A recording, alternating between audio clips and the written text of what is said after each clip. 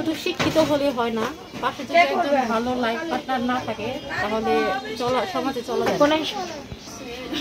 আমি অনার্সে পড়ি, আমার ওইরকম কোনো ইনকাম সোর্স নাই, এই জন্য আমার পড়াশোনাটা বন্ধ হয়ে আছে।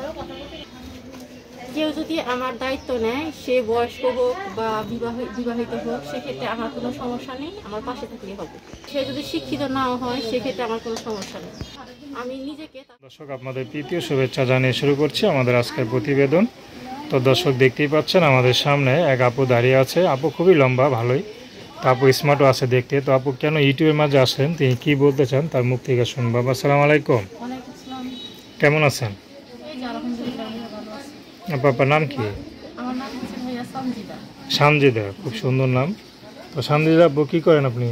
আমি পড়াশোনা করি। পড়াশোনা করেন? কোন ক্লাসে পড়েন? আমি অনার্সে পড়তেছি। মাশাআল্লাহ। তো শিক্ষিত মেয়েরা তো ইউটিউবে আসে না, তো আপনি কি মনে করে আসলেন? আসছি ভাইয়া, এখানে ধরেন আমার বাবা হচ্ছে অসুস্থ, প্যারালাইসিসের রোগী।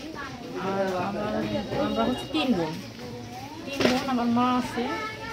এখন মা ধরেন আমাদেরকে ইনকাম করে, মানে সেলাই মেশিনের কাজ করে আমাদেরকে পড়াশোনা করেছে। এখন মা হঠাৎ করে অসুস্থ হওয়ার কারণে আমাদের তিন বোনের পড়াশোনার খরচ, এমনকি সংসারের খরচ চালানো অনেক কষ্টকর হয়ে পড়ছে।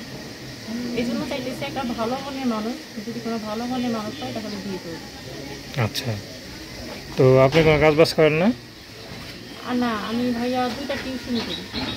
তো 2টা টিউশনি থেকে আর সংসার চলে? ইনকাম হয় বেশি? 2টা টিউশনি থেকে সংসার চলে না? 2টা টিউশনিতে ভাইয়া সংসার চলে না। তো আরও কিছু যদি ভালো একটা চাকরি করতে পারেন, আপনারা শিক্ষিত মেয়ে, একটু চাকরির জন্য কি খোঁজ খবর নিয়েছিলেন কোথাও? এখন ভাই চাকরি করলে ভাইয়া পড়াশোনাটা বাদ দিয়ে তারপরে করতে হবে। আচ্ছা আচ্ছা, মানে পার্ট টাইম কোনো চাকরি পান নাই তো? না, পার্ট টাইম কোনো চাকরি পাই না। আচ্ছা, তো এখন যদি আপনি যে পড়াশোনা কি চালাইতে পারতেছেন না আপাতত বন্ধ আছে কোনটা? না ভাইয়া, এখনো চলতেছে, কিন্তু আপাতত ক্লাসে যাইতেছি না, কারণ ওরকম ইনকাম নাই, এই জন্য যাইতে পারতেছি না। আচ্ছা, পড়াশোনার ইচ্ছা আছে তো? না, তারপরে এটা শিক্ষিত মেয়ে, তো দেখা গেল এখন অনেকেই যারা আছে দেখা গেল আপনার দায়িত্ব নিতে পারবে, কিন্তু তত একটা শিক্ষিত না। তো সেক্ষেত্রে কি আপনি তাদের ডাকে কি সাড়া দিবেন বা তার সাথে সংসার করতে পারবেন? জি ভাইয়া, যে সে যদি শিক্ষিত নাও হয় তার ক্ষেত্রে আমার কোনো সমস্যা নাই, জাস্ট আমার লেখাপড়া দায়িত্ব দিলেই হবে। আচ্ছা, তো আপনার সাথে কীভাবে যোগাযোগ করবে, নাম্বার বলতে পারেন? হ্যাঁ, আমার ফোন নাম্বার আছে। নাম্বার তো বলার কথা, আপনার যখন শিক্ষিত মেয়ে, নাম্বার বলতে পারেন না? হ্যাঁ, বলতে পারি। বলেন। 0133 হ্যাঁ, 4380 395। আরেকবার বলেন।